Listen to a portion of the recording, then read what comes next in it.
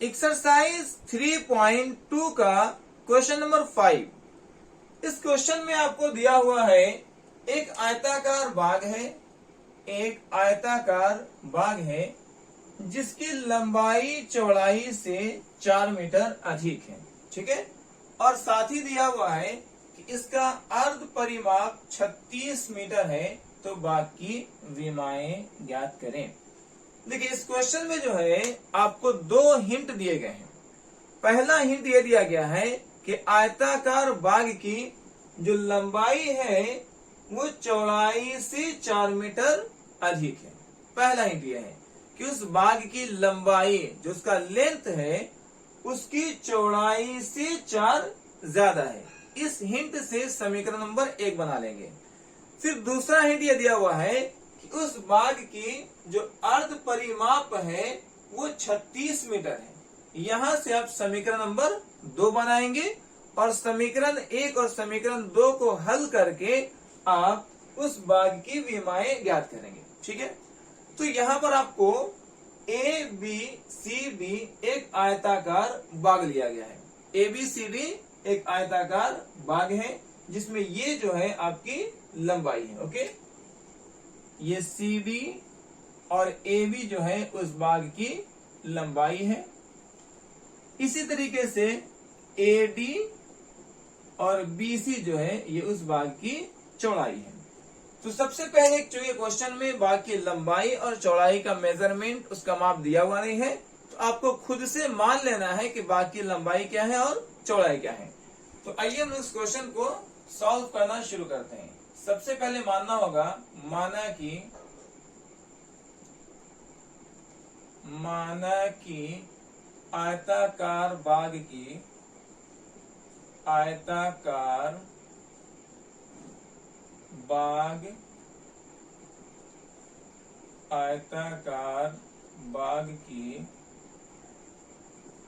लंबाई बराबर x metre और चौड़ाई बराबर y मीटर है। ठीक है, तो सबसे पहले आपने माना है कि एक आयताकार बाग है जिसकी लंबाई है x मीटर और चौड़ाई है y मीटर। ठीक है, ये लंबाई आप x मीटर मान चुके हैं और चौड़ाई को जो है आप y मीटर मान चुके हैं। अब आइए प्रश्न हमको क्या कहता है। प्रश्नानुसार या प्रश्न से प्रश्न कहता है कि जो लंबाई है, जो लेंथ है, उसकी चौड़ाई से 4 अधिक है। मतलब जो लंबाई है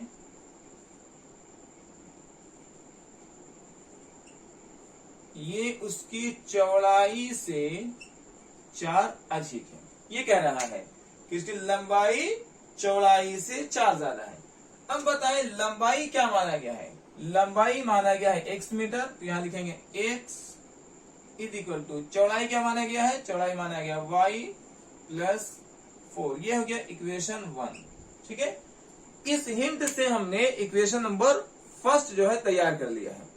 अब सेकेंड हिंट कहता है कि अर्ध परिमाप 36 मीटर है। आपको पता होना चाहिए कि आयत का अर्ध परिमाप जो है लंबाई प्लस चौड़ाई कहते हैं। लंबाई और चौड़ाई ऐड कर देंगे तो अर्ध परिमाप आ जाएगा। तो लिखेंगे यहां से अर्ध परिमाप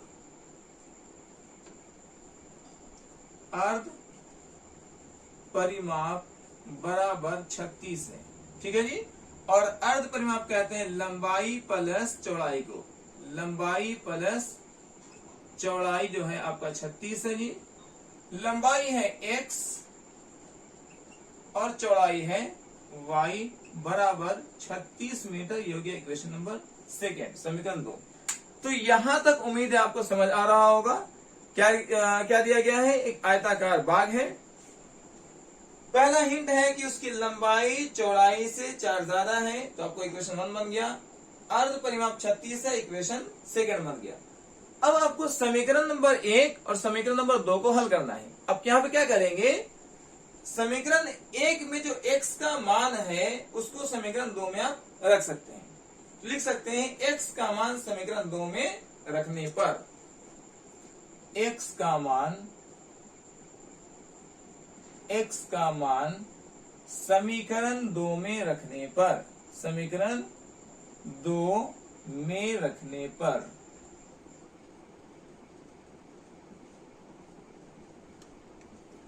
सबसे पहले समीकरण 2 अब क्या आया है, वो आया है x plus y is equal to 36 है। यहां लिखेंगे x plus y is equal to 36। ठीक है, अब यहां से आपको x का मान, मतलब यहां जो x है इसका मान रखेंगे। x का मान यहां पर है क्या, y प्लस 4 है। अगर इक्वेशन 1 में देखेंगे तो x बराबर y प्लस 4 है।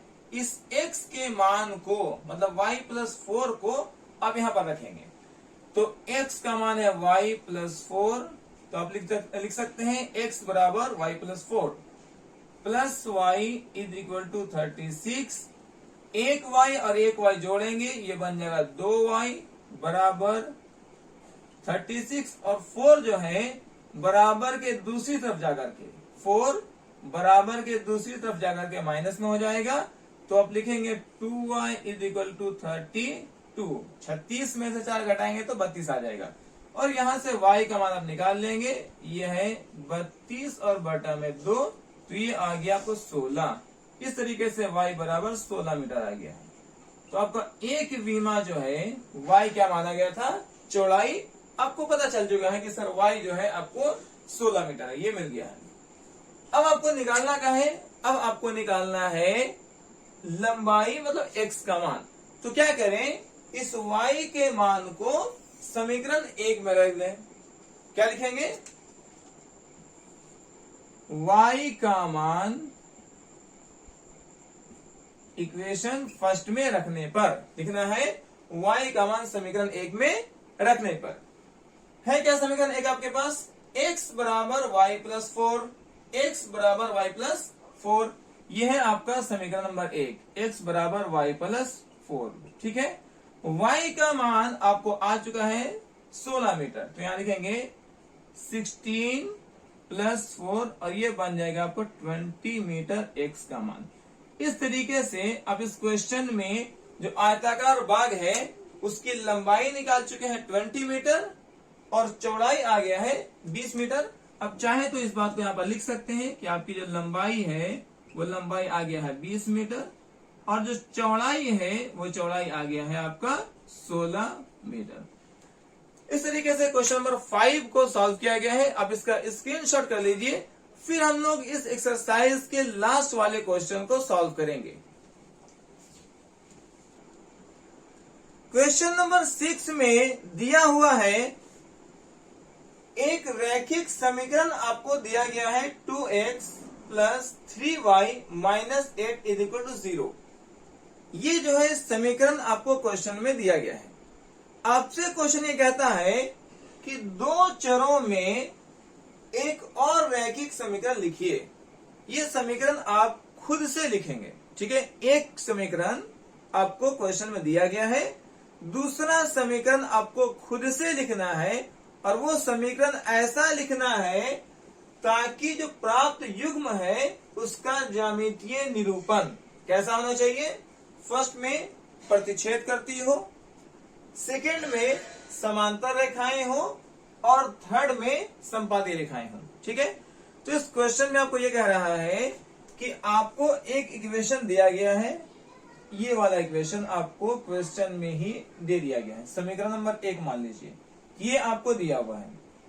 ठीक है, आपसे ऐसा ही एक और समीकरण लिखने के लिए बोला गया है। समीकरण नंबर 2 आप खुद लिखेंगे। ऐसा समीकरण लिखिए कि उसका जो ज्यामितीय निरूपण आए वो फर्स्ट में प्रतिच्छेद करने वाला हो, प्रतिच्छेद करती हो, सेकंड में समांतर रेखाएं हो, और थर्ड में संपाती रेखाएं हो। ऐसा जो है आपको सेकंड वाला इक्वेशन लिख देना है। अब इस क्वेश्चन को सॉल्व करने का एक सिंपल सा ट्रिक यह है कि हमको करना क्या है, प्रतिच्छेद कब करती है, जब a1 by a2 बराबर नहीं होता है b1 by b2 का। तो आपको यहाँ पर ऐसा समीकरण लिखेंगे कि उसका a1 by a2 और b1 by b2 बराबर ना आए। इसमें क्या करेंगे, इसमें ऐसा लिखेंगे कि आपको a1 by a2 और b1 by b2 तो बराबर आ जाए, लेकिन उसका C1/C2 बराबर ना आए। आपको यहाँ पर ऐसा समीकरण लिख देना है ताकि उसका A1/A2 और B1/B2 बराबर आ जाए, लेकिन उसका C1/C2 अलग आ जाए, बराबर ना आना चाहिए, नहीं आना चाहिए। इसी तरीके से यहाँ संपाती कब होगा? संपाती तब होगा जब A1/A2, B1/B2 और C1/C2 तीनों बराबर आ जाए। आपको ऐसा समीकरण लिखना है, ठीक है। अब सबसे पहले ये समझना है कि सर A1/A2, B1/B2 और C1/C2 बराबर कब आता है, ठीक है। इसको एक सिंपल सा एग्जांपल देकर समझाते हैं। ये आपके पास एक समीकरण दिया हुआ है। अब आप चाहते हैं कि आपका A1/A2, B1/B2 और C1/C2 बराबर आ जाए, तो क्या करना होगा? इसके लिए अगर आप x के गुणांक 2 को मान लेते हैं कि दुगना लिखते हैं, 2 दूनी 4x नीचे लिखते हैं, तो y के गुणांक को भी दुगना कर दीजिए। यहाँ 3y है तो यहाँ 6y लिख देंगे, और 8 को भी दुगना कर देंगे, यहाँ 8 है तो यहाँ 16 कर देंगे। अब जो समीकरण बनेगा वो आपका अनुपात बराबर आएगा। अगर आप दुगना की बजाय 3 गुना करना चाहते हैं, जैसे यहाँ पर 2x है तो आप 3 गुना करेंगे तो यहाँ 6x बन जाएगा, तो फिर इसको भी 3 गुना करना पड़ेगा। ये 3y है तो ये 9y हो जाएगा, ये 8 है तो ये 24 बन जाएगा। मतलब ये है कि जितना गुना x को करेंगे, चाहे दुगुना करते हो या 3 गुना करते हो या 4 गुना करते हो, सेम गुना y को भी करना है और इस 8 को भी करना है। ओके, अगर आप x का दुगुना करते हैं, 2 को 4 बनाते हैं, तो यहाँ 3 को 6 लिखना होगा और 8 को 16 लिखना होगा। अगर x को 3 गुना करते हैं, 2 तिहाई 6, तो यहाँ 3 तिहाई 9 और 8 तिहाई 24 लिखना होगा, तो अनुपात बराबर आएगा। अगर आप x को 4 गुना कर देते हैं, 2 चौके 8x लिखते हैं, तो 3 चौके 12y हो जाएगा और 8 चौके 32 हो जाएगा। अब जो आपका समीकरण तैयार होगा और उसका जो अनुपात निकाल लेंगे वो बराबर आएगा। तो बराबर लिखने का ये तरीका है कि जितना गुना x के गुणांक को करेंगे उतना ही y को और उतना ही 8 को करना पड़ेगा। अब अगर बराबर नहीं लाना है तो क्या करना होगा? अगर मान लिया जाए आप x को दुगना कर देते हैं, यहाँ 2x है तो यहाँ 4x कर देते हैं, तो फिर इसको दुगना नहीं करेंगे, इसको 3 गुना या 4 गुना या 5 गुना कर देंगे। जैसे अगर 2 को 4x लिखेंगे तो यहाँ 3y को मान लेते हैं कि 9y कर दीजिए। ओके, अगर 2 का 3 गुना करते हैं, 2 तिहाई 6, तो इसका 5 गुना कर दीजिए, 3 5 15। अब जो अनुपात निकालेंगे वो बराबर नहीं आएगा। तो उम्मीद है कि यहां तक समझ आ रहा होगा कि बराबर करने के लिए जितना गुना x को करेंगे उतना ही गुना y को करेंगे और उतना ही गुना 8 को करेंगे तो बराबर आएंगे। बराबर नहीं लाना है तो अगर x को दुगुना करते हैं तो y को 3 गुना कर देंगे, x को 3 गुना करते हैं तो y को 4 गुना कर देंगे। अब जो अनुपात आएगा वो बराबर नहीं आएगा। तो फर्स्ट में जो है आपको प्रतिच्छेद करती हो ऐसा अनुपात निकालना है, प्रतिच्छेद करती हो। और आप जानते हैं कि प्रतिच्छेद ये कब होता है? जब A1/A2 और B1/B2 बराबर नहीं आता है। जब A1/A2 और B1/B2 बराबर नहीं आता है तब ये प्रतिच्छेद करती हो। मतलब ये है कि सर दोनों का अनुपात बराबर नहीं आना चाहिए, दोनों का अनुपात बराबर नहीं आना चाहिए। इसका मतलब ये है कि अगर x को आप दुगुना कर रहे हैं तो y को 5 गुना कर दीजिए, अगर x को 3 गुना कर रहे हैं तो y को 9 गुना कर दीजिए। समझ गए? अब जो अनुपात निकलेगा वो बराबर नहीं आएगा। तो दूसरा समीकरण कैसे लिख सकते हैं?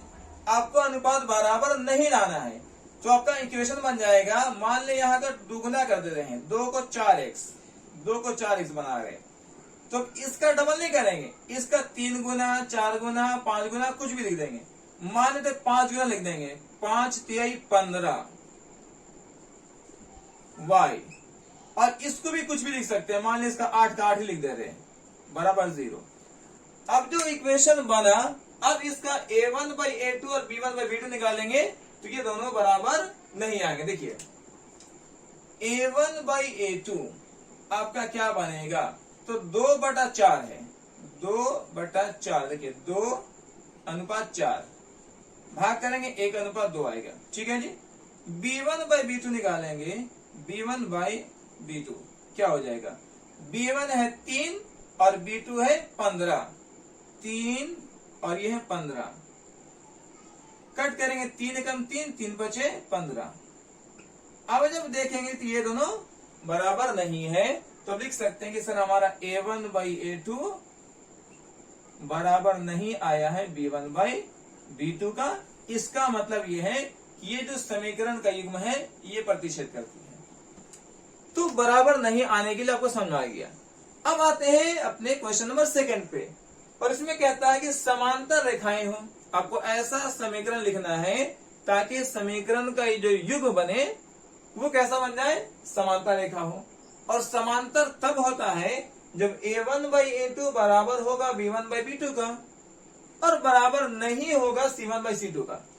मतलब यहां तक आपको बराबर लाना है, ये दोनों को बराबर कर देना है और तीसरे वाले को अलग कर देना है। ठीक है जी। A1/A2 और B1/B2 का अनुपात जो है बराबर आएगा, लेकिन C1/C2 अलग होना चाहिए। तो इन दोनों को सेम सेम गुना करेंगे और इसको अलग कर देंगे।